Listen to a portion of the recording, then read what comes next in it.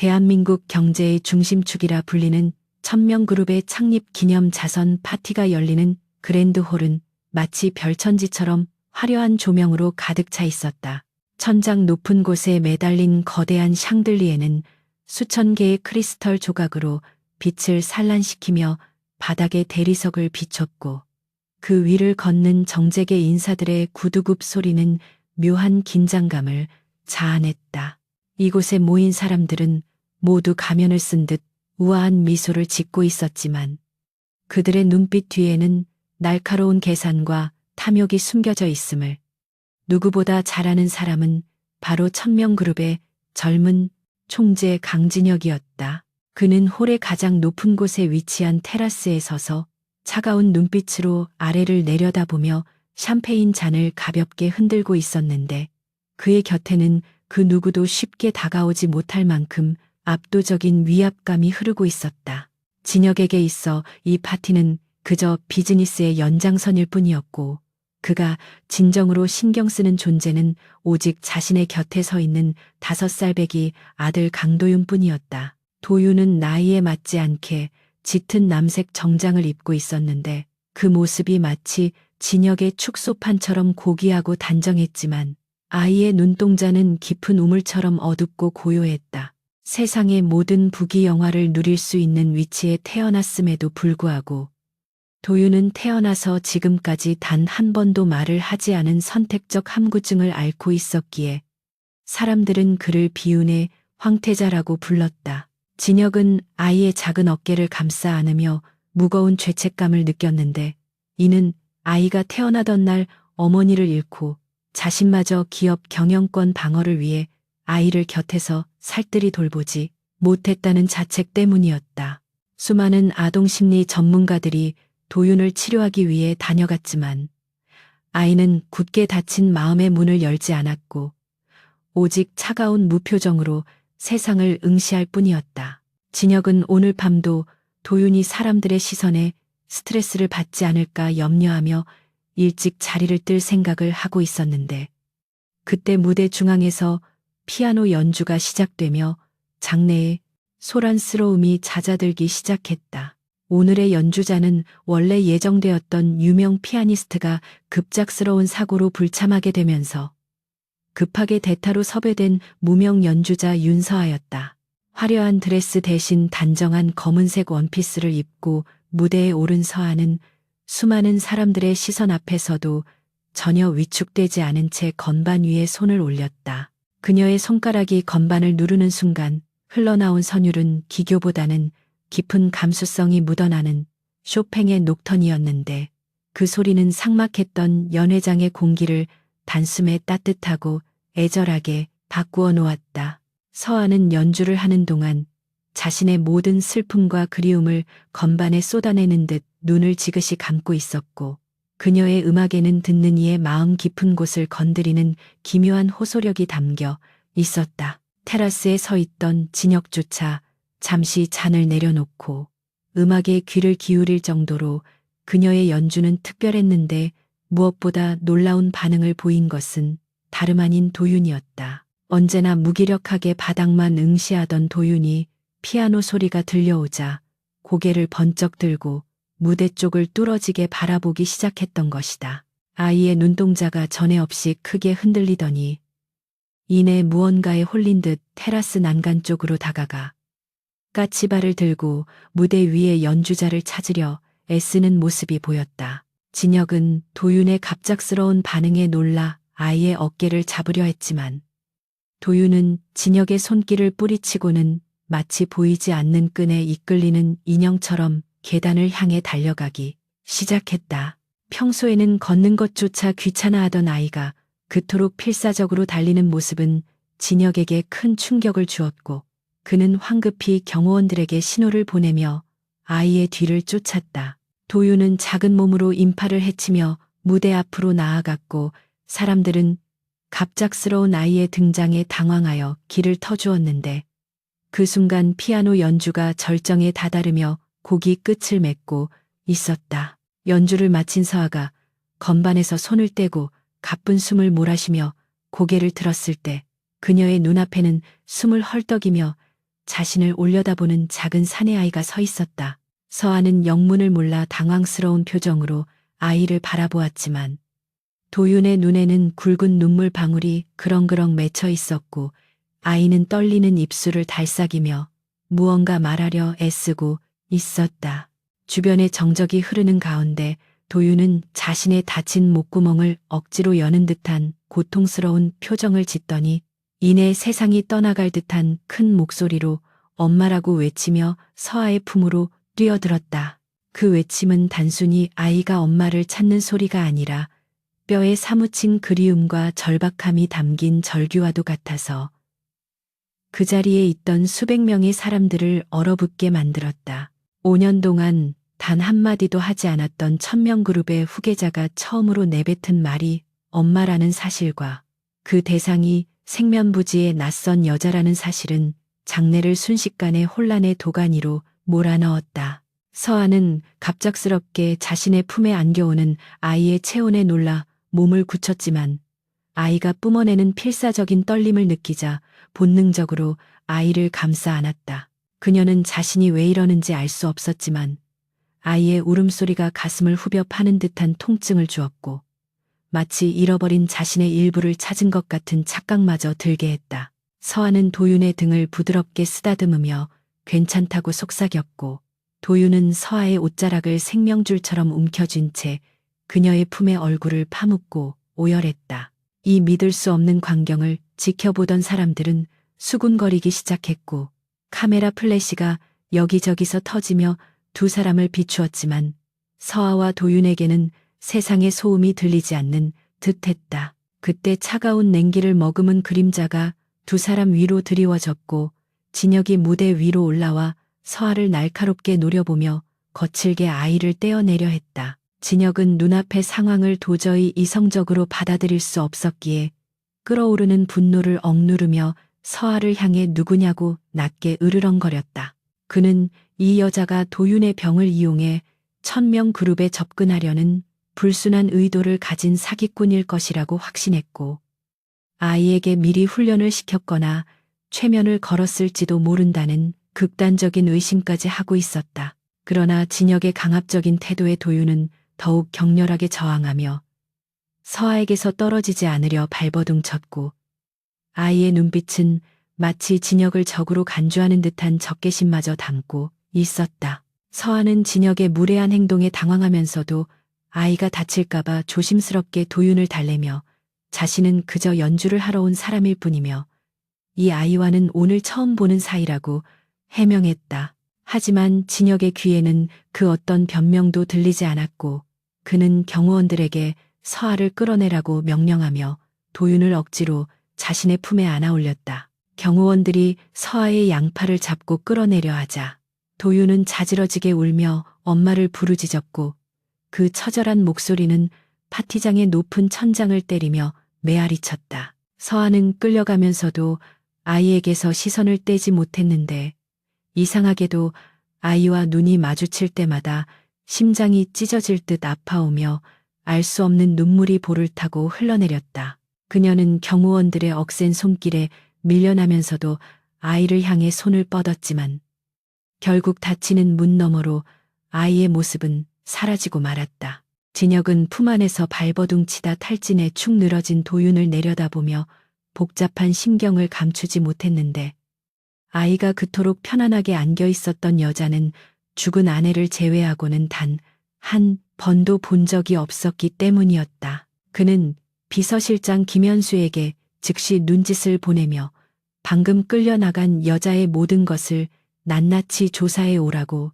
차갑게 지시했다. 한편 파티장의 구석에서 이 모든 광경을 지켜보고 있던 진혁의 약혼녀 최미라는 들고 있던 와인잔을 깰 듯이 꽉 쥐고 있었다. 그녀의 얼굴은 창백하게 질려 있었고 완벽하게 세팅된 화장 아래로 식은땀이 흐르고 있었는데 도윤이 낯선 여자에게 엄마라고 부르며 달려갔다는 사실이 그녀에게는 단순한 해프닝이 아닌 사형 선고나 다름없었기 때문이었다. 미라는 5년 전 자신이 저질렀던 끔찍한 비밀이 수면 위로 떠오를지도 모른다는 공포에 휩싸여 몸을 떨었고 저 여자가 누구인지 본능적으로 알아차린 듯한 불길한 예감에 치를 떨었다. 그녀는 진혁이 저 여자를 조사하기 시작하면 모든 진실이 드러나는 것은 시간 문제라고 판단했고 어떻게든 진혁보다 먼저 손을 써야 한다는 생각에 급히 휴대전화를 꺼내 어딘가로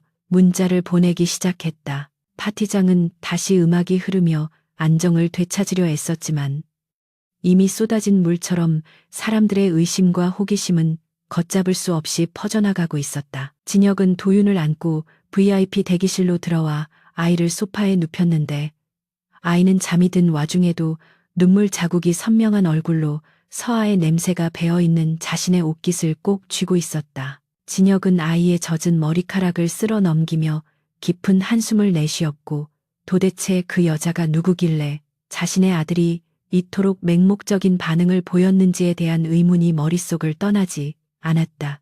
그는 여자의 얼굴을 다시 한번 머릿속에 떠올려 보았는데 화려하지는 않지만 묘하게 기품 있고 슬퍼 보이던 그녀의 눈동자가 자신의 기억 속 어딘가에 있는 흐릿한 잔상과 겹치는 듯한 느낌을 받았다. 진혁은 이 불쾌하고도 기이한 감정을 떨쳐버리기 위해 넥타이를 거칠게 풀며 창가로 다가갔고 밖에는 비가 내리기 시작하여 도시의 불빛을 흐릿하게 만들고 있었다.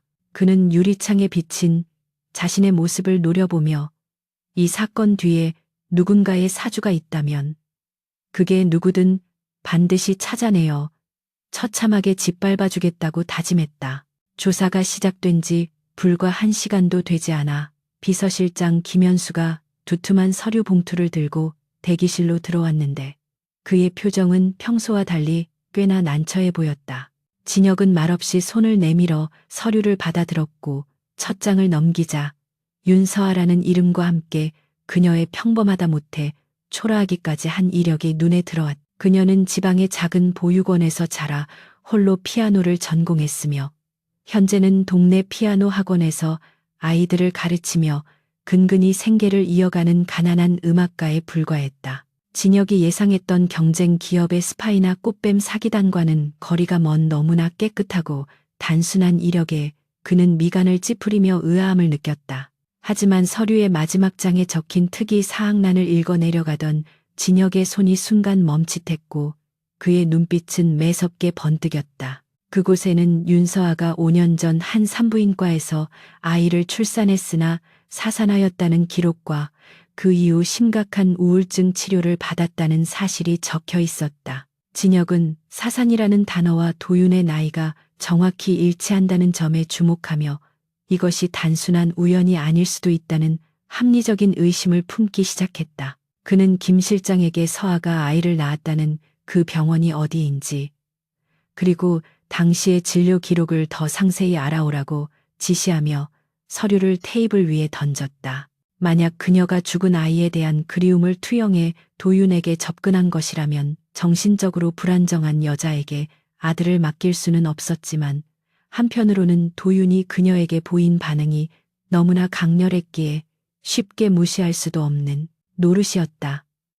진혁은 곤히 잠든 도윤을 바라보며 내일 날이 밝는 대로 그 여자를 자신의 사무실로 불러들이기로 결심했다. 비가 내리는 거리로 쫓겨난 서아는 우산도 없이 비를 맞으며 터덜터덜 걷고 있었지만 차가운 빗방울이 살깔에 닿는 느낌조차 인식하지 못할 정도로 넋이 나가 있었다. 그녀의 귓가에는 아까 그 아이가 자신을 부르며 울부짖던 목소리가 환청처럼 계속해서 맴돌고 있었고 그 소리는 5년 전 자신이 잃어버린 아이의 울음소리와 겹쳐져 가슴을 후벼 봤다. 서아는 왜 자신이 처음 보는 아이에게서 그토록 강렬한 모성애를 느꼈는지 이해할 수 없었지만 그 아이의 눈빛을 떠올릴 때마다 심장이 옥죄어 오는 고통은 너무나 생생한 현실이었다. 그녀는 젖은 옷을 감싸쥐며 길가에 주저앉았고 밤하늘을 올려다보며 자신이 미쳐가고 있는 것은 아닌지 자문했지만 답은 돌아오지 않았다.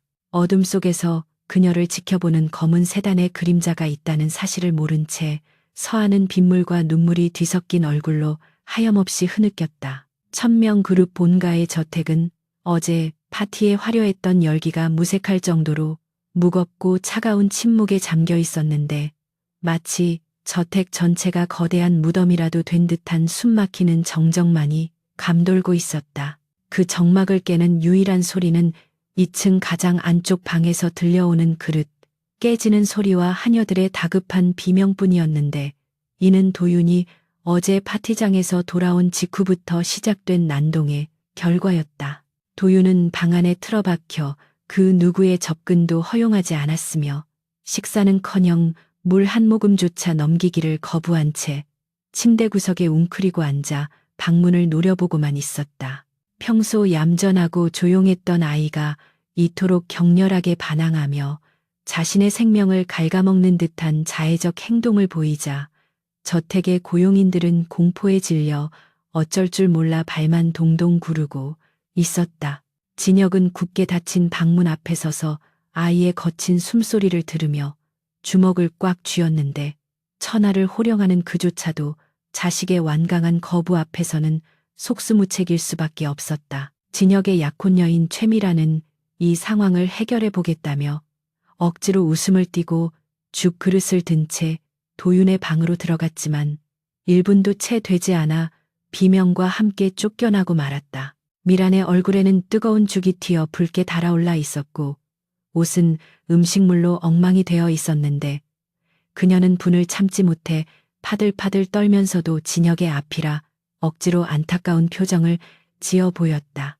그녀는 아이가 너무 예민해서 지금은 누구의 말도 듣지 않는 것 같다며 짐짓 걱정스러운 척 말했지만, 그녀의 눈빛 깊은 곳에는 아이에 대한 혐오와 짜증이 이글거리고 있음을 진혁은 눈치채지 못했다. 미라는 속으로 저런 애물단지는 당장이라도 정신병동에 쳐넣어야 한다고 저주를 퍼부었지만, 겉으로는 헌신적인 어머니상을 연기하기 위해 눈가에 눈물을 매달며 진혁의 팔을 붙잡고 하소연했다. 하지만 진혁은 미란에게 눈길조차 주지 않은 채 차갑게 수행원들을 불러 그녀를 내보내라고 지시했고, 미란은 굴욕감을 느끼며 물러설 수밖에 없었다. 급히 왕진을 온 주치의는 도윤의 상태를 살피고 나서 심각한 표정으로 고개를 저으며 진혁에게 아이가 극심한 탈수 증세와 영양실조 초기 단계에 접어들었다고 경고했다.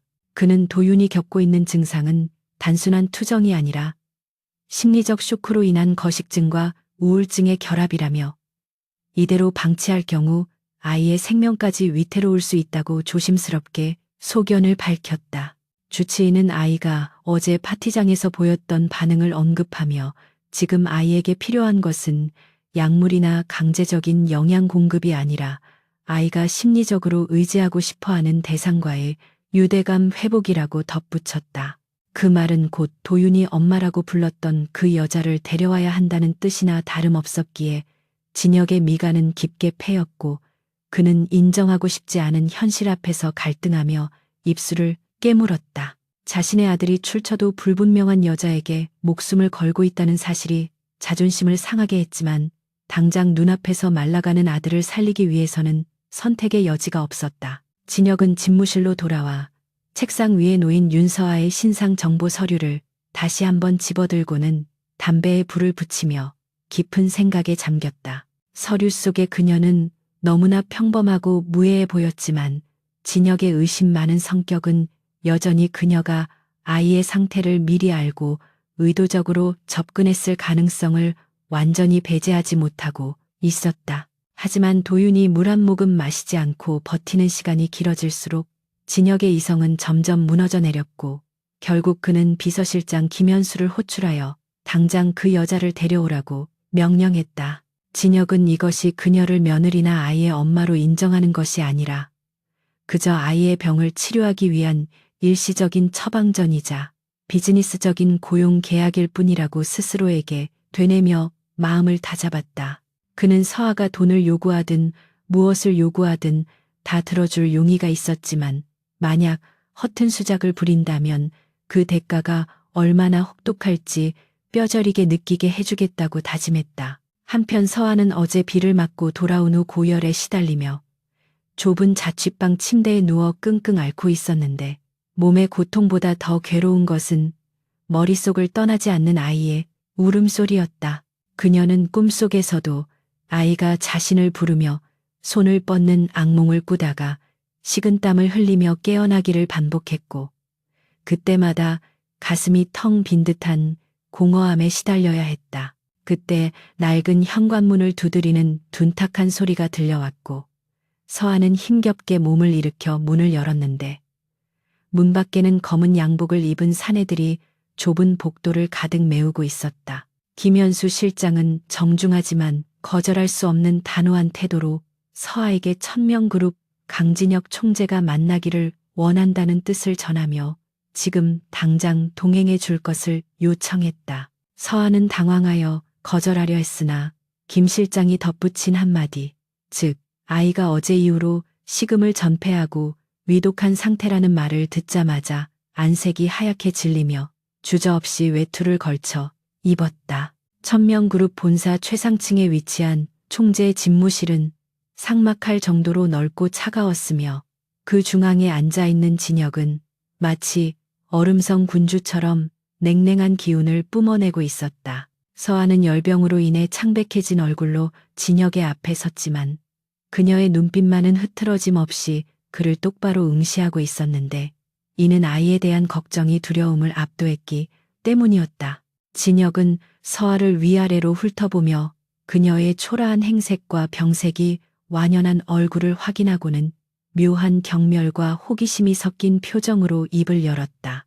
그는 서아에게 거액이 적힌 수표 한 장을 테이블 위로 밀며 도윤의 입주 보모가 되어 아이의 상태가 호전될 때까지 곁에 있어 달라는 제안을 던졌다. 진혁의 말투는 부탁이 아닌 명령에 가까웠고 그는 서아에게 주제넘은 생각은 하지 말고 오직 아이를 돌보는 일에만 전념하라는 모욕적인 경고도 잊지 않았다. 서아는 눈앞에 놓인 수표를 보며 모욕감을 느꼈지만 지금 중요한 것은 자신의 자존심이 아니라 죽어가고 있는 아이의 생명이라는 사실을 되새기며 입술을 깨물었다. 그녀는 수표를 다시 진혁 쪽으로 밀어내며 자신이 이 제안을 받아들이는 이유는 돈 때문이 아니라 아이가 걱정되어서일 뿐이라고 단호하게 말했다. 서아의 뜻밖의 반응에 진혁은 한쪽 눈썹을 치켜 올리며 의외라는 표정을 지었지만 이내 그녀의 태도가 몸값을 높이기 위한 고도의 전략일 수도 있다고 생각하며 코웃음을 쳤다. 그러나 서아는 진혁의 비웃음에도 아랑곳하지 않고 계약서에 서명하며 자신이 아이를 돌보는 동안 아이의 양육 방식에 대해서는 전적으로 자신에게 일임해 달라는 조건을 덧붙였다. 진혁은 잠시 고민하는 듯 했으나 당장 급한 불을 꺼야 했기에 그녀의 조건을 수락했고 두 사람 사이에는 팽팽한 긴장감이 감도는 기묘한 계약 관계가 성립되었다. 서아가 진혁과 함께 저택에 도착했을 때 집안의 고용인들은 낯선 여자의 등장에 수군거리며 경계의 눈빛을 보냈지만 서아는 그들의 시선을 무시한 채 곧장 도윤의 방으로 향했다. 방문을 열자 어두컴컴한 방 안에서 웅크리고 있는 작은 형체가 보였고 방 안에는 아이가 던진 물건들과 먹지 않은 음식 냄새가 뒤섞여 쾌쾌한 공기가 맴돌고 있었다. 서아는 천천히 아이에게 다가가 무릎을 꿇고 조용히 아이의 이름을 불렀는데 그 목소리는 마치 봄바람처럼 부드럽고 따뜻하여 얼어붙은 방 안의 공기를 녹이는 듯했다. 벽을 보고 있던 도윤의 어깨가 움찔하더니 천천히 고개를 돌려 서아를 바라보았고 쇠락에 들어간 아이의 눈동자에 서아의 모습이 비치자마자 아이의 표정이 일그러지며 울음을 터뜨렸다. 도윤은 비틀거리며 일어나 서아의 품으로 달려들었고 서아는 앙상하게 마른 아이를 으스러져라 끌어안으며 함께 눈물을 흘렸다. 문 밖에서 이 광경을 지켜보던 진혁은 기이한 충격에 휩싸여 할 말을 잃었는데 그토록 거칠게 반항하던 아이가 서아의 품에서는 순한 양처럼 변해 안정을 되찾는 모습이 믿기지 않았기 때문이었다. 서아는 울고 있는 아이를 달래며 미리 준비해 온 미음을 숟가락으로 떠서 아이의 입가에 가져갔고 도윤은 망설임 없이 입을 벌려 음식을 받아먹기 시작했다. 며칠 동안 물 한 모금 마시지 않던 아이가 서아의 손길을 거치자마자 식사를 하는 모습은 기적과도 같았고 지켜보던 고용인들 사이에서는 탄성이 터져 나왔다. 진혁은 안도감과 동시에 가슴 한구석에서 알 수 없는 질투심과 의구심이 피어오르는 것을 느꼈는데 그것은 친부인 자신조차 하지 못한 일을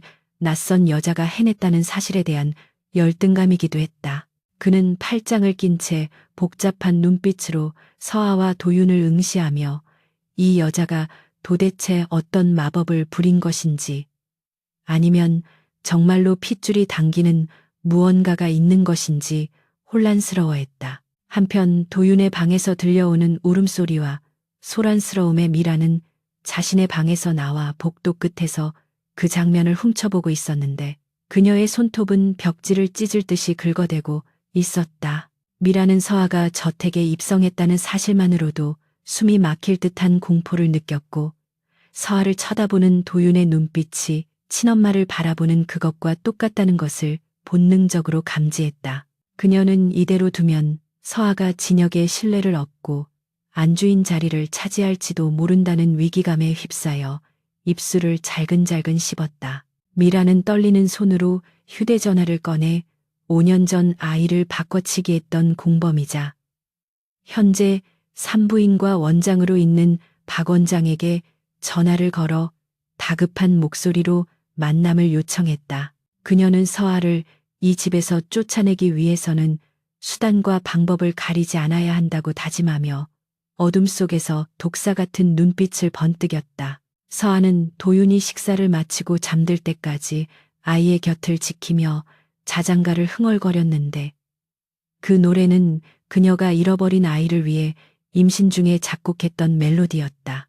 아이는 서아의 옷자락을 꼭 쥔 채로 깊은 잠에 빠져들었고 서아는 잠든 아이의 얼굴을 쓰다듬으며 알 수 없는 평온함과 애틋함을 느꼈다. 진혁은 문가에 기대어 그 평화로운 광경을 바라보다가 서아가 고개를 돌려 자신을 보자 당황하여 헛기침을 하며 시선을 피했다.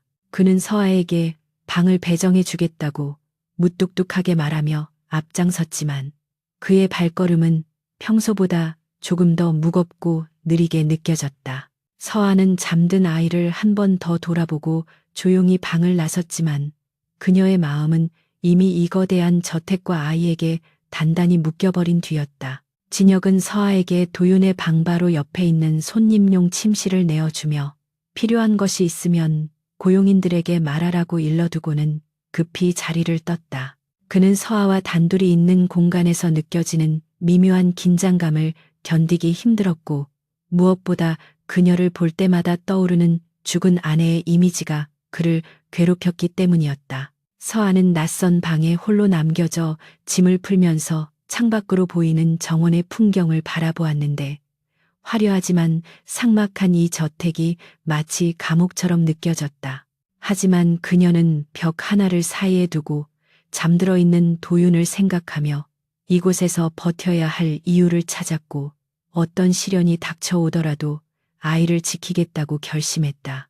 밤이 깊어가면서 저택은 다시 침묵 속으로 빠져들었지만 그 안에서는 각자의 욕망과 비밀이 엉키며 새로운 폭풍이 다가오고 있음을 예고하고 있었다.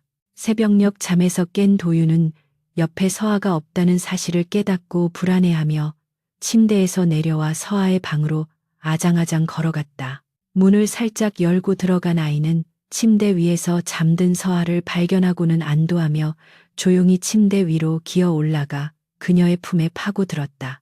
잠결의 인기척을 느낀 서아는 본능적으로 팔을 벌려 아이를 안아주었고 두 사람은 서로의 체온을 나누며 다시 깊은 잠에 빠져들었다. 복도에 설치된 CCTV 모니터를 통해 이 모습을 지켜보던 진혁은 화면을 끄지 못한 채 멍하니 두 사람의 자는 모습을 바라보며 밤을 지새웠다. 그는 이 낯선 여자가 가져온 변화가 자신의 삶을 송두리째 뒤흔들 것이라는 예감을 떨칠 수 없었지만 이미 시작된 운명의 수레바퀴를 멈출 방법은 없어 보였다. 윤서아가 저택에 들어온 지 일주일이 지나자 1000명 그룹 본가의 공기는 이전과는 확연히 달라져 있었는데 마치 무채색이었던 캔버스에 생동감 넘치는 색채가 입혀진 듯했다. 고용인들은 더 이상 도윤의 히스테리적인 비명을 듣지 않아도 되었고 저택의 복도에는 아이의 경쾌한 발소리와 서아의 다정한 목소리가 은은하게 울려 퍼졌다. 도윤은 서아의 곁에서 한시도 떨어지려 하지 않았으며 서아가 잠시라도 시야에서 사라지면 불안해하다가도 그녀가 나타나면 언제 그랬냐는 듯 해맑게 웃어 보였다. 진혁은 아침마다 정원에서 들려오는 아이의 웃음소리에 잠을 깨는 낯선 경험을 하고 있었는데 그것은 그가 오랫동안 잊고 지냈던 평범하고도 따뜻한 행복의 감각을 일깨워주는 듯했다.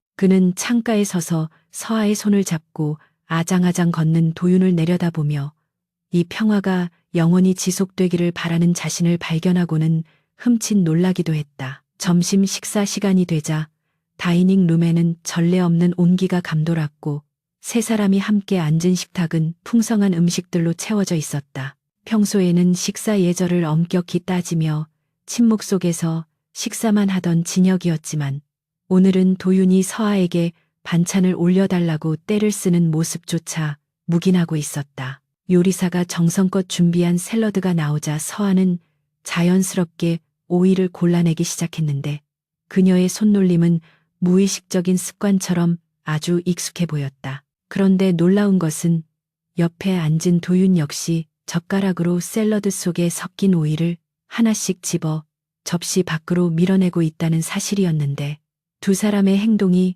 마치 거울을 보는 듯 똑같았다.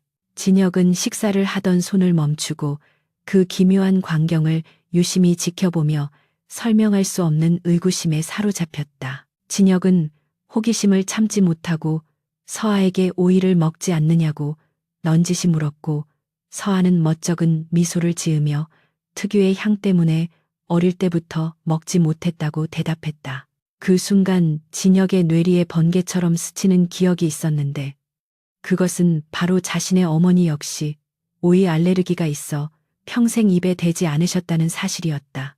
도윤이 오이를 싫어하는 것은 격대 유전이라고 생각하여 대수롭지 않게 여겼지만 생판 남인 서아가 도윤과 똑같은 식성을 가지고 있다는 점은 우연이라기에는 너무나 기묘했다. 더구나 서아가 물을 마실 때 새끼손가락을 살짝 드는 사소한 버릇조차 도윤이 평소 컵을 잡을 때 보이는 습관과 완벽하게 일치하고 있어 진혁은 등골이 서늘해지는 기분을 느꼈다. 그는 눈앞의 여자가 자신의 아들과 보이지 않는 핏줄로 연결되어 있을지도 모른다는 터무니없는 상상을 하며 혼란스러워했다.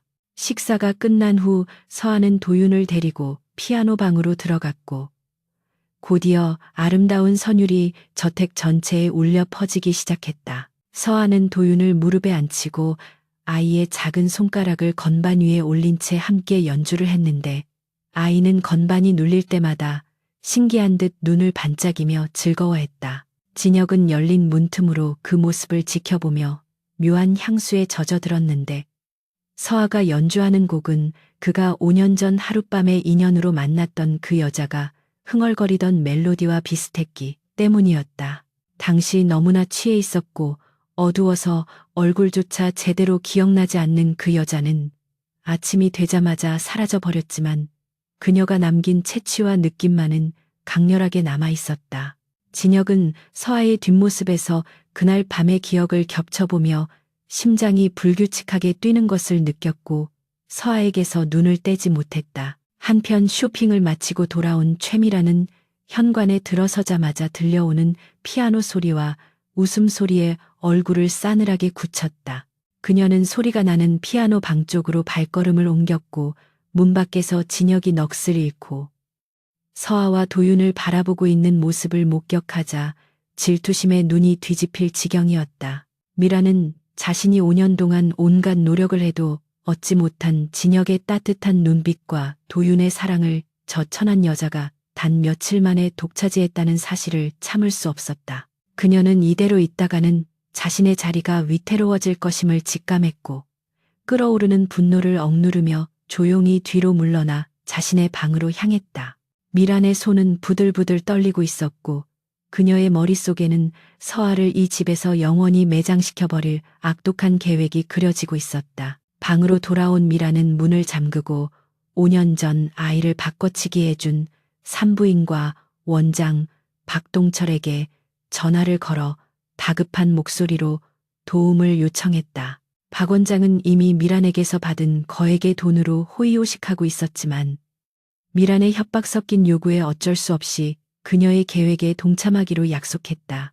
미란은 서아가 도윤을 학대하거나 집안의 물건을 훔친 것처럼 꾸며 진혁이 그녀를 직접 내치게 만들어야 한다고 소리쳤다. 그녀는 서랍 깊숙한 곳에서 자신이 아끼던 다이아몬드 목걸이를 꺼내 만지작거리며 이것을 미끼로 서아를 도둑으로 몰아갈 시나리오를 구상했다.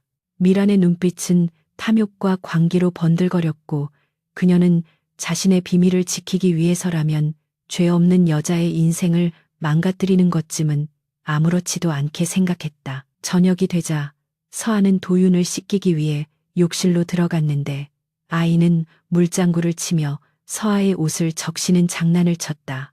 서아는 젖은 옷을 개의치 않고 아이와 함께 웃으며 비누 거품으로 장난을 쳤고 도윤의 등 뒤에 있는 작은 몽고 반점을 보며 왠지 모를 애틋함을 느꼈다.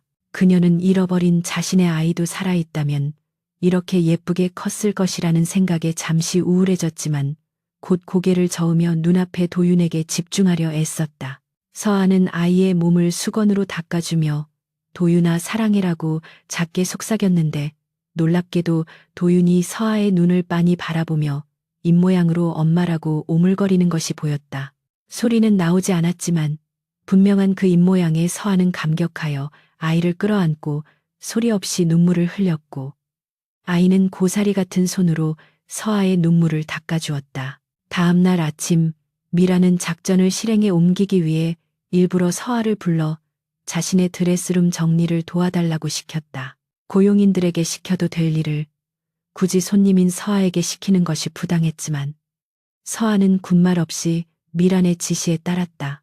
미란은 서아가 옷을 정리하는 틈을 타 몰래 자신의 다이아몬드 목걸이를 서아의 앞치마 주머니 속에 집어넣었고 짐짓 아무렇지 않은 척 밖으로 나갔다. 잠시 후 미란은 비명을 지르며 온 집안이 떠나가라 소란을 피우기 시작했고 자신의 예물 목걸이가 없어졌다며 고용인들을 모두 거실로 집합시켰다. 진혁 역시 소란스러운 소리에 2층에서 내려와 무슨 일이냐며 미간을 찌푸렸고 미라는 억울한 표정으로 도둑이 든 것 같다고 호들갑을 떨었다. 진혁은 집안의 모든 사람을 조사하라고 지시했고 경호원들이 고용인들의 소지품을 검사하기 시작하자 서아의 얼굴에는 당혹감이 스쳤다. 미라는 회심의 미소를 지으며 서아를 지목해 저 여자도 검사해야 한다고 악을 썼고 서아는 결백함을 주장하며 스스로 주머니를 뒤집어 보였다.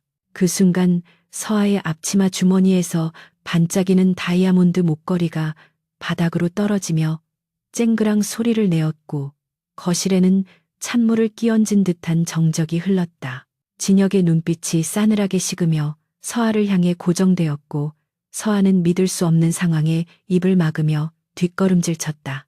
이것은 단순한 도난 사건이 아니라 서아의 인격을 말살하고 그녀와 도윤의 관계를 끊어놓으려는 치밀하고 악랄한 덫의 시작이었다. 거실 바닥에 떨어진 다이아몬드 목걸이가 내뿜는 차가운 빛은 윤서아의 심장을 꿰뚫는 비수처럼 날카롭게 느껴졌고 그녀를 바라보는 사람들의 시선은 경멸과 의심으로 가득 차 있어 숨조차 쉬기 힘들 지경이었다.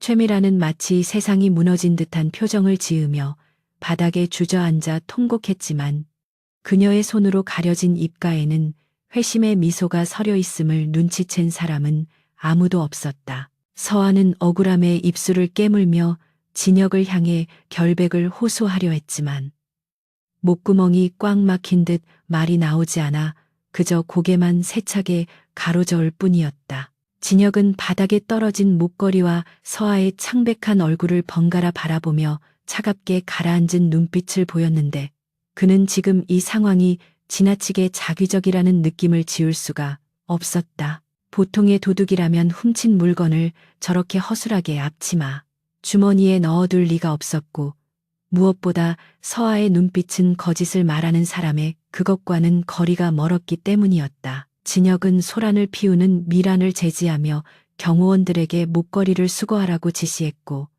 서아에게는 해명할 기회조차 주지 않은 채 방에 감금하라는 명령을 내렸다. 미라는 당장 경찰에 신고하고 내쫓아야 한다며 길길이 날뛰었지만 진혁은 싸늘한 목소리로 집안일은 내가 알아서 처리한다고 일갈하며 그녀의 입을 다물게 만들었다. 서아는 경호원들에게 이끌려 자신의 방으로 끌려가면서도 도윤이 걱정되어 뒤를 돌아보았지만 굳게 닫힌 방문은 그녀의 시야를 차단해 버리고 말았다.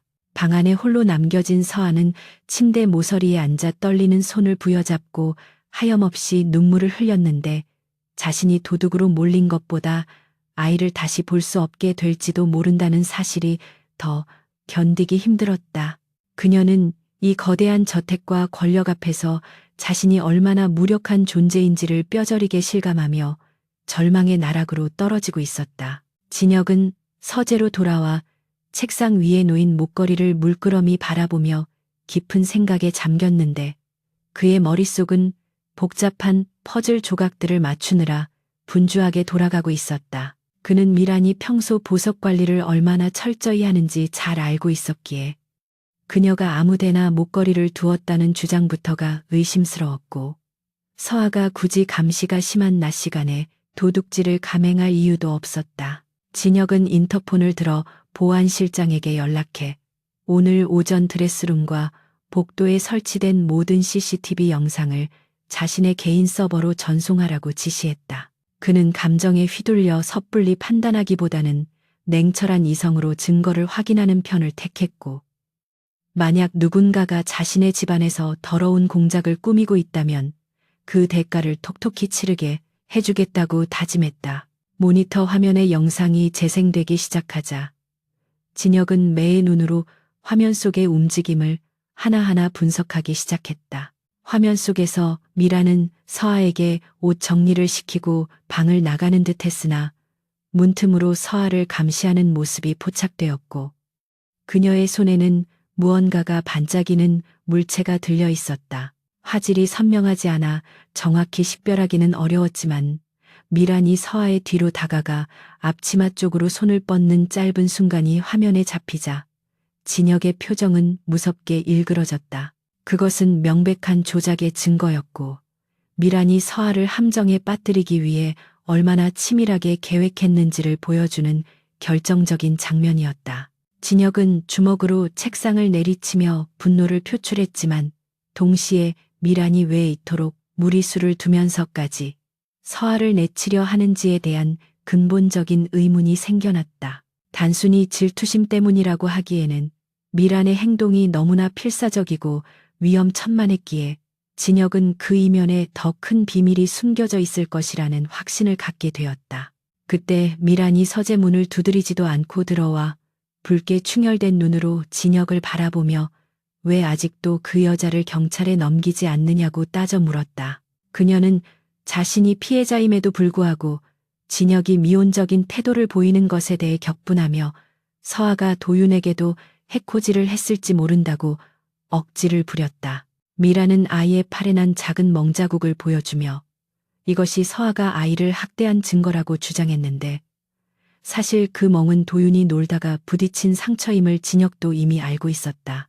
진혁은 미란의 뻔뻔한 연기에 구역질이 날 것 같았지만 아직 모든 진실을 밝혀내기 전까지는 그녀를 안심시켜야 한다고 판단하여 차갑게 웃으며 곧 처리할 테니 나가 있으라고 말했다. 미라는 진혁의 미소에 안도하며 서재를 나갔지만 진혁의 눈동자는 그녀의 등 뒤에서 시퍼런 불꽃을 튀기며 타오르고 있었다. 진혁은 비서실장 김현수를 은밀히 불러들여 5년 전 서아가 출산했던 산부인과와 당시 그녀의 담당 의사에 대한 정밀 조사를 명령했다. 그는 특히 미란이 그 시기에 무엇을 하고 있었는지 그리고 그녀가 그 병원과 어떤 연관이 있는지를 집중적으로 파헤치라고 강조했다.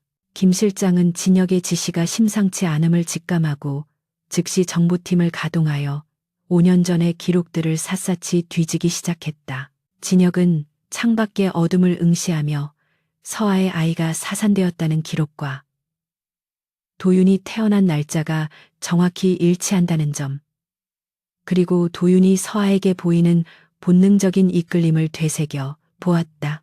만약 자신의 추측이 맞다면 이것은 단순한 치정극이 아니라 천명그룹의 후계자를 둘러싼 거대한 범죄이자 인륜을 저버린 악행임이 분명했다. 그날 밤 진혁은 감금된 서아의 방으로 찾아갔는데 그녀는 불도 켜지 않은 어두운 방에서 무릎을 끌어안고 앉아 있었다. 진혁이 들어오는 소리에 놀라 고개를 든 서아의 얼굴은 눈물로 엉망이 되어 있었지만 그녀의 눈빛만은 여전히 맑고 투명했다.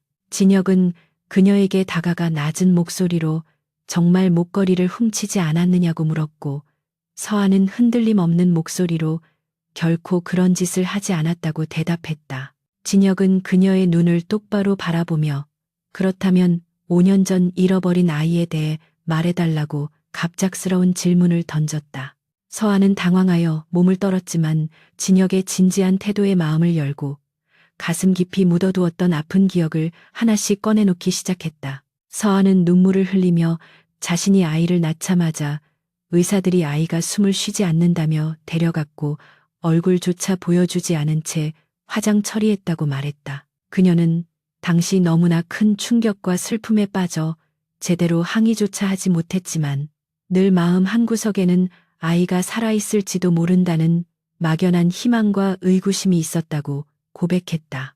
서아의 이야기를 듣는 진혁의 표정은 점점 굳어졌고 주먹을 쥔 손에는 핏줄이 터질 듯 솟아올랐다. 서아의 증언은 자연스러운 사산 과정과는 너무나 거리가 멀었고 이는 누군가가 의도적으로 아이를 빼돌렸다는 강력한 정황 증거였다.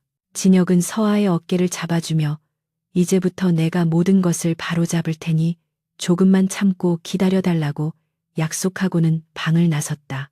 서재로 돌아온 진혁에게 김 실장으로부터 긴급 보고서가 도착했는데 그 내용은 진혁의 예상을 뛰어넘는 충격적인 사실들을 담고 있었다. 보고서에 따르면 5년 전 서아의 출산을 담당했던 박동철 원장은 도박 빚에 시달리고 있었으나 서아의 출산 직후 모든 빚을 청산하고 갑자기 병원을 확장했다는 기록이 있었다. 더욱 놀라운 것은 그 자금의 출처를 추적한 결과 최미란의 차명 계좌에서 거액이 흘러들어간 정황이 포착되었다는 점이었다. 또한 미란은 당시 임신한 척하며 해외에 체류한다고 했었지만 실제로는 국내의 한 별장에 은신하고 있었음이 출입국 기록 조회를 통해 밝혀졌다. 진혁은 보고서를 읽어 내려갈수록 끓어오르는 분노를 주체할 수 없어 서류를 구겨버렸고 자신의 아들이 낳아준 친모에게서 강제로 떼어내져 거짓된 어미의 손에 자랐다는 사실에 치를 떨었다. 진혁은 이제 심증을 넘어 확증을 잡아야 할 때가 왔음을 깨닫고 책상 서랍에서 작은 유전자 검사 키트를 꺼냈다. 그는 도윤의 방으로 조용히 들어가 잠든 아이의 머리카락 몇 가닥을 조심스럽게 채취했고 서아의 방에서 그녀가 빗질할 때 떨어진 머리카락도 확보했다. 진혁은 이 2개의 샘플이 모든 진실을 밝혀줄 열쇠임을 확신하며 떨리는 손으로 밀봉된 봉투에 넣었다. 그는 이 검사를 그 누구에게도 알리지 않고 오직 자신이 신뢰하는 해외의 유전자 분석 기관에 직접 의뢰하기로 결정했다. 새벽의 푸르스름한 빛이 창문을 통해 들어올 때까지 진혁은 잠을 이루지 못하고 뜬 눈으로 밤을 지새웠는데 그의 가슴 속에서는 복수의 칼날이 서서히 갈리고 있었다. 한편 미라는 자신의 계획대로 서아가 쫓겨날 것이라고 믿고 안심하며 잠들었지만 꿈속에서 서아가 피 묻은 손으로 자신의 목을 조르는 악몽을 꾸고 비명을 지르며 깨어났다. 그녀는 식은땀을 닦으며 불길한 예감에 몸을 떨었고 왠지 모르게 저택의 공기가 어제와는 다르게 무겁고 살벌하게 느껴졌다. 그녀는 진혁이 자신을 의심할 리 없다고 스스로를 위로했지만 불안감은 독버섯처럼 자라나 그녀의 숨통을 조여오기 시작했다. 미라는 박 원장에게 다시 전화를 걸어 서아가 입을 열기 전에 영원히 입막음을 해야 할지도 모른다고 속삭였고 그녀의 눈빛은 광기로 번들거렸다.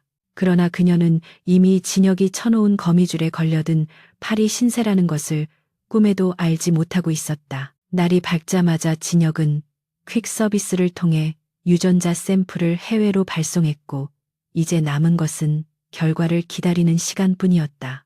그는 평소와 다름없는 표정으로 아침 식사 자리에 나타났지만 미란을 바라보는 그의 눈빛은 도살장에 끌려가는 짐승을 보는 듯 무감각하고 차가웠다.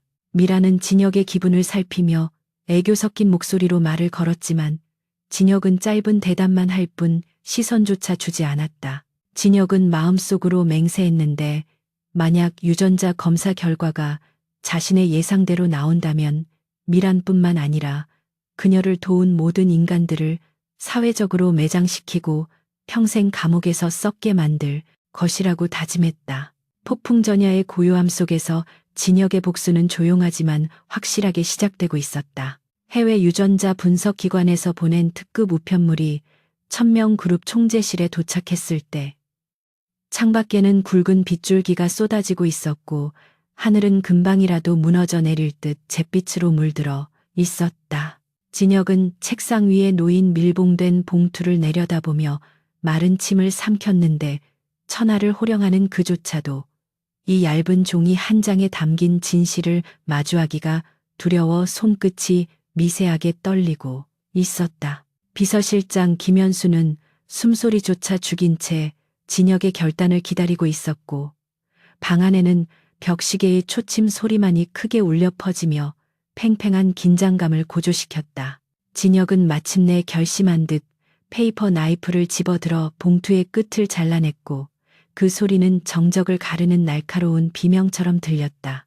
그는 천천히 서류를 꺼내 첫 페이지를 펼쳤고 그곳에는 그가 그토록 부정하고 싶으면서도 간절히 원했던 결과가 적나라하게 인쇄되어 있었다. 검사 결과지 하단에 적힌 친자 확률 99.99%라는 숫자를 확인하는 순간 진혁의 동공은 지진이 난 듯 격렬하게 흔들렸고 심장은 가슴을 뚫고 나올 듯이 요동쳤다. 윤서아와 강도윤은 생물학적으로 모자 관계가 성립한다는 문구는 진혁의 뇌리에 박혀있던 모든 의심을 단숨에 불태워버렸고 그 자리에 걷잡을 수 없는 충격과 분노가 차오르게 만들었다. 진혁은 서류를 쥔 손에 힘을 주어 구겨버리며 짐승 같은 신음을 토해냈는데 그것은 자신의 아들을 낳아준 여자를 도둑 취급하며 감금했다는 죄책감과 5년이라는 시간 동안 완벽하게 속아왔다는 배신감이 뒤섞인 절규였다. 그는 의자 뒤로 비틀거리며 물러났고 머릿속에서는 지난 며칠간 서아가 도윤을 보며 흘렸던 눈물과 아이가 서아에게 보였던 맹목적인 사랑이 주마등처럼 스쳐 지나갔다. 진혁이 충격을 추스르기도 전에 김현수가 또 다른 서류철을 내밀며 5년 전 산부인과 사건에 대한 최종 조사 결과를 보고했는데 그 내용은 인간이 저질렀다고는 믿기 힘들 정도로 추악하고 잔인했다. 당시 산부인과 원장 박동철은 최미란에게 거액의 뒷돈을 받고 멀쩡히 태어난 아이를 사산화로 조작하여 서아에게는 아이가 죽었다고 거짓 통보를 했던 것이었다. 서아가 마취해서 깨어나지 못한 사이 미라는 갓 태어난 핏덩이를 빼돌려 자신의 아이인 양 꾸며 1000명 그룹의 문턱을 넘었고 서아는 아이의 시신조차 보지 못한 채 지옥 같은 고통 속에서 홀로 울부짖어야 했다. 진혁은 보고서를 읽어 내려가다 분노를 참지 못하고 책상 위에 명패를 집어던져 산산조각을 냈고 그의 눈동자는 핏발이 서서 붉게 타오르고 있었다. 자신의 곁에서 천사 같은 얼굴로 웃음 짓던 약혼녀 최미란이 사실은 유괴범이자 사기꾼이었다는 사실은 진혁의 이성을 마비시키기에 충분했고 그는 당장이라도 달려가 그녀의 목을 비틀어버리고 싶은 사리를 느꼈다.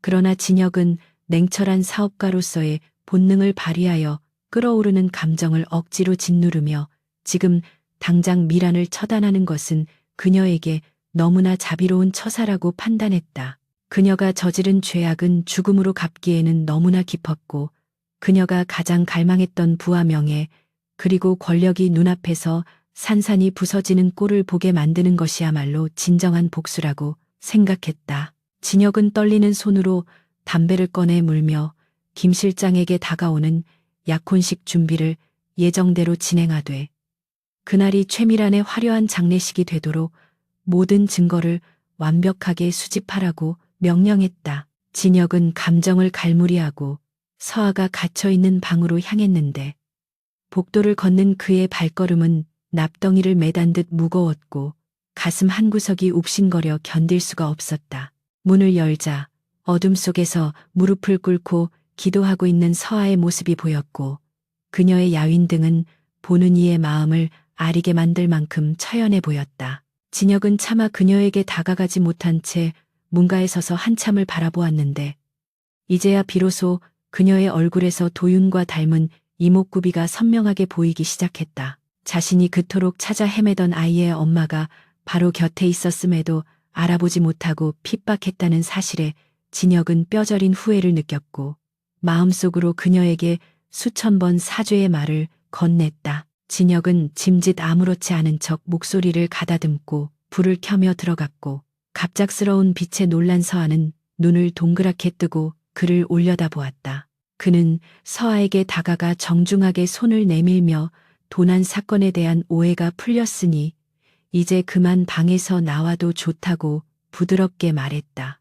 서아는 믿기지 않는다는 듯 진혁의 손과 얼굴을 번갈아 보았지만 진혁의 눈빛에는 이전의 경멸이나 의심 대신 깊은 연민과 알 수 없는 따뜻함이 서려 있었다. 진혁은 아직 그녀에게 진실을 말할 수 없는 현실이 안타까웠지만 모든 것이 끝난 후에 무릎 꿇고 빌더라도 지금은 그녀와 도윤을 지키기 위해 침묵해야만 했다. 서아는 조심스럽게 진혁의 손을 잡고 일어섰고 그 순간 두 사람 사이에는 말로 설명할 수 없는 끈끈한 유대감이 형성되었다. 방을 나온 서아는 곧장 도윤의 방으로 달려갔고 문을 열자마자 침대 위에서 시무룩하게 앉아있던 도윤이 서아를 발견하고 환호성을 지르며 달려왔다. 서아는 아이를 품에 안고 뺨을 비비며 펑펑 울었고 도윤 역시 고사리 같은 손으로 서아의 목을 꽉 끌어안고 떨어지지 않으려 했다. 문 밖에서 이 눈물겨운 상봉을 지켜보던 진혁은 가슴이 뭉클해지는 것을 느끼며 주먹을 꽉 쥐었고 다시는 저 두 사람의 눈에서 눈물이 나지 않게 하겠다고 다짐했다.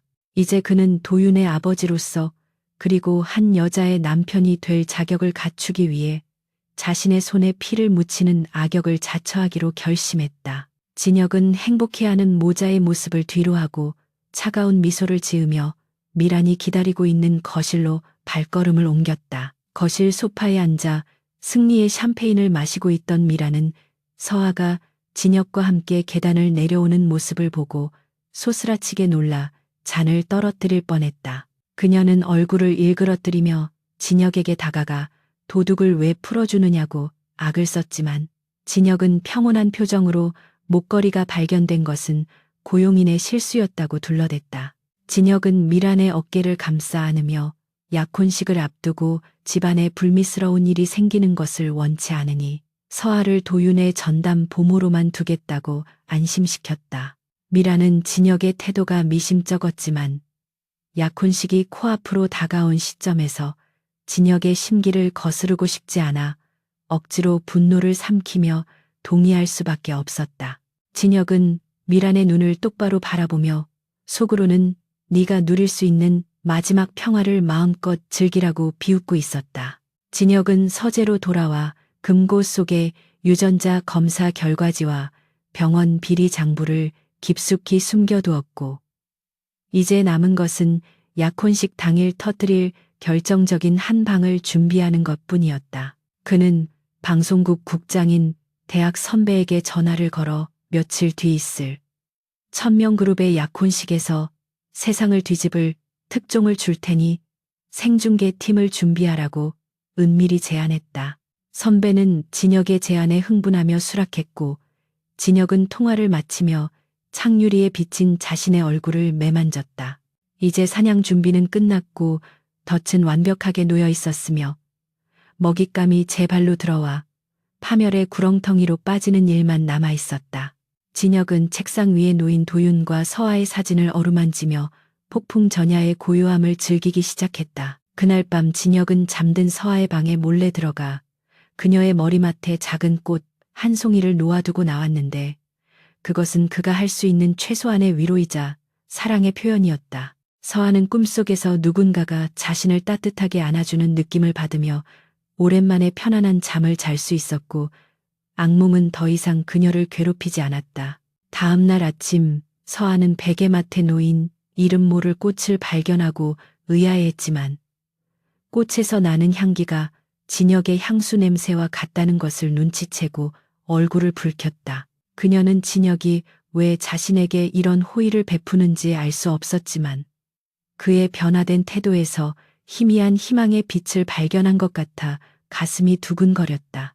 저택에는 겉으로는 평화롭지만 물밑에서는 거센 소용돌이가 몰아치는 기묘한 나날들이 계속되고 있었다. 약혼식 날이 다가올수록 미라는 알 수 없는 불안감에 시달리며 히스테리를 부렸지만 진혁은 그럴수록 더욱 다정하게 그녀를 대하며 안심시켰다. 미라는 진혁이 자신에게 완전히 넘어왔다고 착각하며 더욱 오만방자하게 행동했고 서아를 하녀 부리듯 하며 온갖 모욕을 주었다. 서아는 진혁의 눈치를 보며 묵묵히 참아냈지만 미란이 도윤에게 손을 대려 할 때만큼은 매섭게 눈을 부라리며 아이를 보호했다.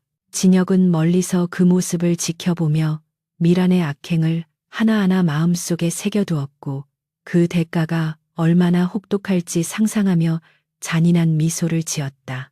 마침내 운명의 날이 밝았고 화려한 드레스를 입은 미란과 턱시도를 입은 진혁이 식장으로 향하는 리무진에 올랐다. 대한민국 상위 1%의 사교계 인사들이 모두 모인다는 최고급 호텔의 다이아몬드 홀은 천명그룹 총재 강진혁의 약혼식을 축하하기 위해 모여든 하객들로 인산인해를 이루고 있었다. 수천 송이의 백장미로 장식된 버진 로드와 천장에서 쏟아지는 화려한 샹들리에의 불빛은 눈이 부실 정도로 아름다웠지만 그 공간을 채우고 있는 공기는 팽팽하게 당겨진 활시위처럼 긴장감이 감돌고 있었다.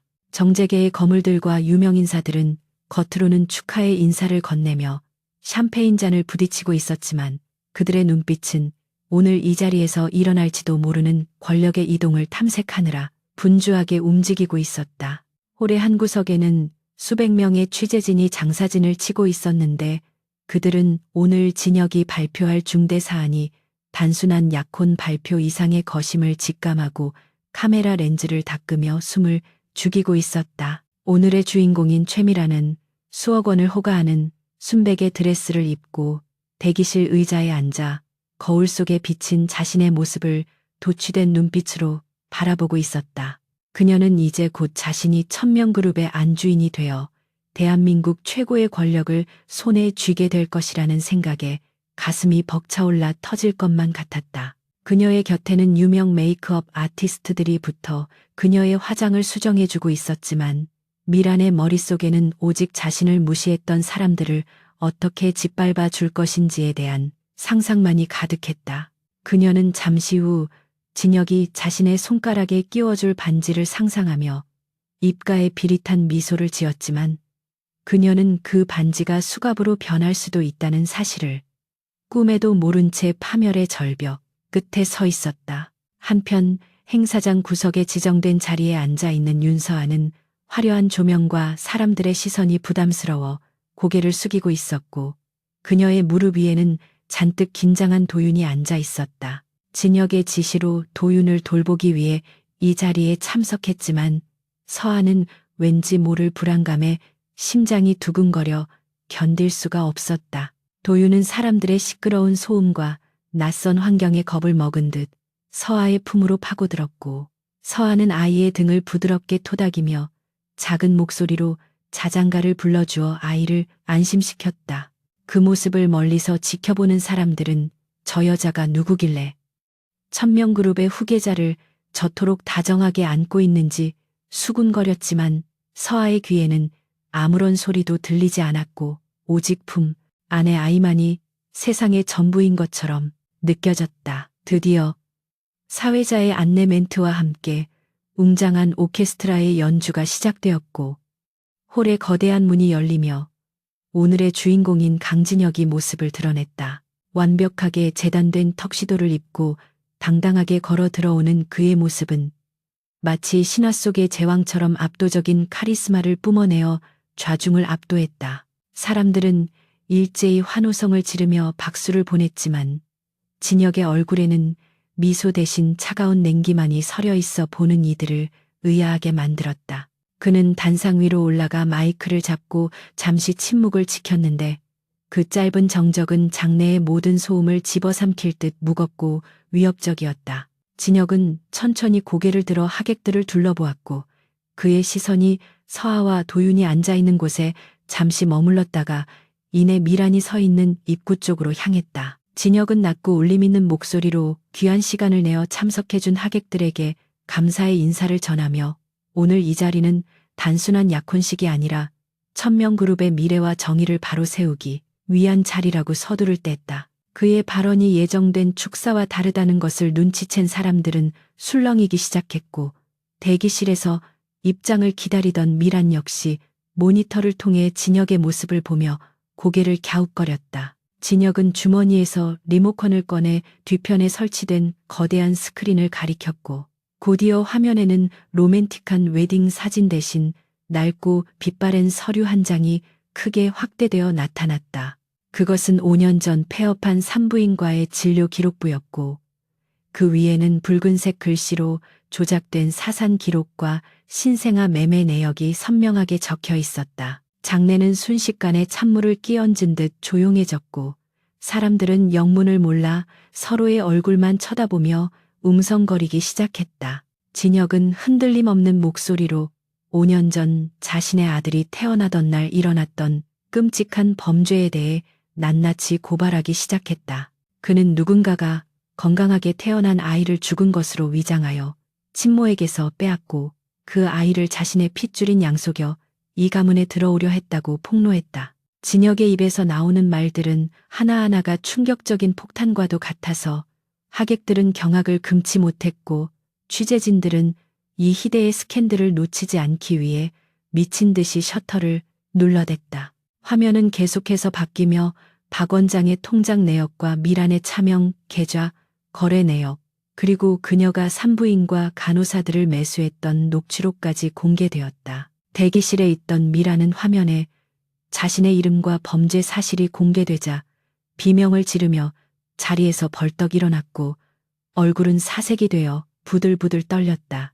그녀는 이것이 진혁이 꾸민 몰래카메라라고 믿고 싶었지만 화면 속의 증거들은 너무나 명백하여 부정할 수 없는 진실이었다. 미라는 드레스 자락을 움켜쥐고 단상으로 뛰쳐나가기 위해 문을 박차고 나왔지만 이미 복도에는 경찰들이 배치되어 그녀를 기다리고 있었다. 그녀는 경호원들을 밀치며 식장 안으로 난입했고 진혁을 향해 당장 그 화면을 끄라고 악을 쓰며 소란을 피웠다. 순백의 드레스를 입고 악귀처럼 소리를 지르는 미란의 모습은 아름다운 신부가 아닌 광기에 사로잡힌 마녀 그 자체였다. 진혁은 난동을 부리는 미란을 차갑게 내려다보며 경호원들에게 눈짓을 보내 그녀를 제지하지 말고 그대로 두라고 지시했다. 그는 미란이 사람들 앞에서 스스로의 추악한 본성을 드러내기를 기다렸던 것이었고 미란은 그 의도대로 하객들에게 욕설을 퍼붓고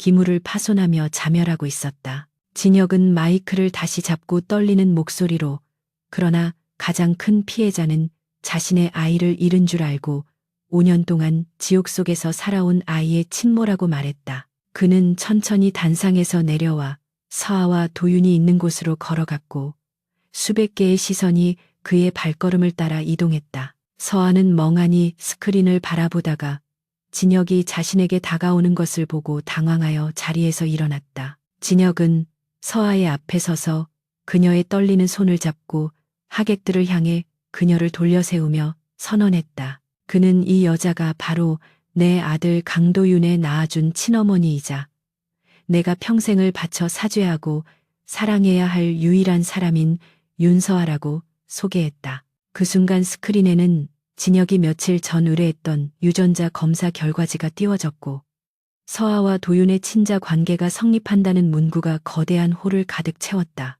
서아는 자신의 귀를 의심하며 멍하니 화면을 바라보았고 뇌리에 번개 같은 충격이 가해지며 다리에 힘이 풀려 주저앉을 뻔했다. 그녀는 믿을 수 없는 현실 앞에서 숨이 턱 막혀왔지만 곧이어 자신의 다리를 붙잡고 있는 도윤의 온기가 그 어느 때보다 선명하게 느껴졌다. 서아는 떨리는 손으로 도윤의 얼굴을 감싸 쥐고 아이의 눈을 들여다보았는데 아이의 눈동자 속에 비친 자신의 모습과 아이의 얼굴이 거짓말처럼 닮아 있음을 깨달았다.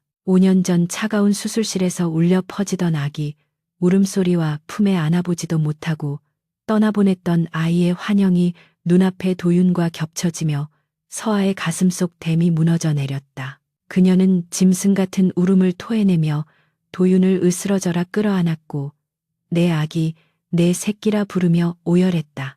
도윤 역시 본능적으로 엄마의 품을 느끼며 서아의 목을 끌어안고 엉엉 울기 시작했고 그 처절하고도 아름다운 모자의 상봉에 장내의 많은 사람들도 눈시울을 붉혔다. 그동안 도윤이 왜 서아에게만 반응했는지, 서아가 왜 아이에게 이끌렸는지에 대한 모든 의문이 풀리는 순간이었다. 반면 미라는 이 광경을 지켜보며 완전히 이성을 잃고 발광하다가 무대 위로 뛰어 올라가려 했지만 들이닥친 경찰들에 의해 제압당했다. 그녀는 경찰관의 팔을 물어뜯고 발버둥치며 자신이 천명그룹의 사모님이라고 고래고래 소리를 질렀지만 그녀의 손목에는 차가운 수갑이 채워졌다. 화려했던 드레스는 찢어지고 화장은 눈물과 콧물로 얼룩져 흉물스럽게 변해버린 그녀의 몰골은 인과응보라는 단어를 시각적으로 보여주는 듯했다. 하객들은 혀를 차며 그녀에게 야유를 보냈고 미라는 끌려가면서도 끝까지 진혁을 저주하며 악담을 퍼부었지만 진혁은 눈 하나 깜짝하지 않고 그녀를 외면했다. 경찰들은 미란과 공모한 박 원장 그리고 가담자들을 줄줄이 연행해 나갔고 식장은 순식간에 범죄 현장 검거 장소로 변해버렸다. 진혁은 무릎 꿇고 울고 있는 서아와 도윤에게 다가가 두 사람을 자신의 넓은 품으로 감싸 안으며 그들을 외부의 시선으로부터 보호했다. 그는 서아의 귓가에 늦게 알아봐서 미안하다고 그리고 다시는 두 사람을 놓치지 않겠다고 속삭이며 흐르는 눈물을 삼켰다. 수많은 카메라 플래시가 터지며 세 가족의 모습을 담았지만 진혁은 더 이상 그들을 피하지 않고 당당하게 고개를 들었다. 그는 경호원들에게 취재진을 물리치고 가족이 쉴 수 있는 공간을 마련하라고 지시하며 서아를 부축해 일으켰다. 서아는 탈진할 것 같았지만 품에 안긴 도윤을 놓지 않으려는 초인적인 힘으로 버티고 있었고 진혁은 그런 그녀를 보며 평생 갚아도 모자랄 빚을 졌음을 뼈저리게 느꼈다. 호텔 밖으로 나오자 빗줄기는 멈추고 구름 사이로 한 줄기 햇살이 비치기 시작했는데 마치 이 가족의 앞날을 축복하는 듯했다. 진혁은 준비된 리무진에 서아와 도윤을 태우고 자신도 그 옆에 앉아 문을 닫았고 차는 혼란스러운 호텔을 빠져나가 조용한 곳으로 향했다. 차 안에서 서아는 여전히 도윤을 품에 꼭 안은 채 아이의 머리카락 냄새를 맡으며 이것이 꿈이 아니기를 간절히 바라고 있었다. 도윤은 울다 지쳐 서아의 품에서 잠이 들었지만 작은 손은 서아의 옷자락을 꽉 쥐고 놓지 않았다. 진혁은 서아의 손을 조심스럽게 잡으며 이제 집으로 가자고 말했고 서아는 눈물 젖은 눈으로 고개를 끄덕이며 생애 처음으로 가족이라는 단어의 무게를 실감했다. 이날의 사건은 대한민국을 뒤흔든 최대의 스캔들로 기록되었지만 동시에 한 가족의 기적 같은 재회라는 감동적인 드라마로 사람들의 뇌리에 깊이 박혔다. 뉴스는 온통 최미란의 구속과 천명그룹에 숨겨진 후계자 친모에 대한 이야기로 도배되었고 여론은 서아에게 동정심과 응원을 보냈다. 하지만 세상의 소란과는 상관없이 진혁의 차 안은 고요하고 평화로웠으며 세 사람의 심장 소리만이 하나의 리듬이 되어 울리고 있었다. 진혁은 창밖을 스쳐 지나가는 풍경을 바라보며 이제야 비로소 자신의 삶이 제자리를 찾았음을 느꼈고 앞으로 닥칠 어떤 시련도 이 두 사람과 함께라면 이겨낼 수 있을 것이라는 확신을 가졌다. 과거의 아픈 고리는 끊어졌고 이제 그들 앞에는 새로운 시작만이 남아 있었다. 폭풍우가 휩쓸고 지나간 자리에 비로소 찾아온 고요함처럼 천명그룹의 약혼식장에서 벌어진 희대의 사건 이후 진혁과 서아 그리고 도윤 세 사람의 삶은 비로소 안정을 되찾아가고 있었는데 그들이 머무는 곳은 세간의 이목을 피할 수 있는 한적한 교회의 별장이었다. 높은 담장과 울창한 숲으로 둘러싸인 이곳에서 서아는 매일 아침 눈을 뜰 때마다 옆에서 새근거리는 도윤의 숨소리를 확인하며 이것이 꿈이 아니라는 사실에 안도하고 감격의 눈물을 흘렸다. 그녀는 지난 5년 동안 잃어버렸던 엄마로서의 시간을 보상받기라도 하려는 듯 아이에게서 한시도 떨어지지 않았고 직접 요리한 음식을 먹이고 목욕을 시키며 아이의 모든 순간을 눈에 담으려 애썼다. 도윤 역시 서아의 껌딱지가 되어 그녀의 옷자락을 놓지 않았지만 예전에 불안했던 눈빛은 사라지고 그 자리에는 사랑받는 아이 특유의 평온함과 장난기가 서리기 시작했다. 별장의 고용인들은 이 기적 같은 변화를 지켜보며 눈시울을 붉혔고 진혁은 먼 발치에서 모자의 행복한 모습을 바라보는 것만으로도 가슴이 벅차오름을 느꼈다. 진혁은 그룹의 총수로서 처리해야 할 일들이 산더미처럼 쌓여 있었지만 대부분의 업무를 비서실장에게 위임하고 오직 가족과 함께하는 시간에 집중하기로 결심했다. 그는 서아와 도윤을 위해 직접 앞치마를 두르고 서툰 솜씨로 요리를 하거나 정원에서 아이와 함께 공놀이를 하며 그동안 잊고 살았던 평범한 가장의 행복을 만끽했다. 처음에는 어색해하던 서아도 진혁의 진심 어린 노력과 배려에 조금씩 마음의 문을 열기 시작했고 그가 단순히 차가운 재벌 총수가 아니라 상처받은 한 남자이자 아이를 사랑하는 아버지임을 깨닫게 되었다. 두 사람은 늦은 밤 도윤을 재우고 테라스에 앉아 차를 마시며 많은 대화를 나누었는데 서로의 아픔을 공유하고 위로하는 과정에서 그들 사이에는 단순한 연대감을 넘어선 깊은 신뢰와 애정이 싹트기 시작했다. 진혁은 서아에게 5년 전의 일을 막지 못한 자신의 무능함을 자책하며 사과했고 서아는 그런 진혁의 손을 잡아주며 이제라도 우리를 찾아줘서 고맙다고 답해 그의 얼어붙은 마음을 녹여주었다. 한편 세상 밖에서는 최미란과 그 일당들에 대한 법의 심판이 가혹하리만치 철저하게 진행되고 있었는데 진혁이 제출한 증거들은 너무나 명백하여 그들은 빠져나갈 구멍이 없었다. 미라는 구치소에서도 자신의 죄를 뉘우치기는커녕 진혁에게 배신당했다며 악을 쓰고 난동을 부렸지만 그녀를 기다리는 것은 차가운 감방과 무기징역이라는 무거운 형벌뿐이었다. 그녀의 집안 역시 천명그룹의 법무팀이 제기한 천문학적인 손해배상 소송과 세무조사로 인해 풍비박산이 났고 그녀를 도왔던 병원 관계자들과 비리 공무원들도 모두 줄줄이 구속되어 사회에서 매장당했다. 뉴스는 연일 권선징악의 결말을 보도하며 떠들썩했지만 별장에 있는 세 사람에게는 그저 먼 나라의 이야기처럼 들릴 뿐이었고 그들은 오직 서로의 상처를 보듬고 치유하는 데에만 온 신경을 집중했다. 진혁은 서아에게 그들의 소식을 전하며 다시는 당신과 아이를 위협하는 존재가 나타나지 않게 하겠다고 굳게 약속했고 서아는 그런 진혁을 믿고 의지하며 비로소 안심할 수 있었다. 어느 화창한 오후 서아는 거실에 놓인 그랜드 피아노 앞에 앉아 건반을 두드리기 시작했고 도윤은 그 옆에 앉아 엄마의 연주를 경청하고 있었다. 서아가 연주하는 곡은 도윤이 태교 음악으로 들었던 쇼팽의 자장가였는데 그 부드러운 선율이 거실을 가득 채우자 도윤이 갑자기 입을 열고 흥얼거리며 멜로디를 따라하기 시작했다.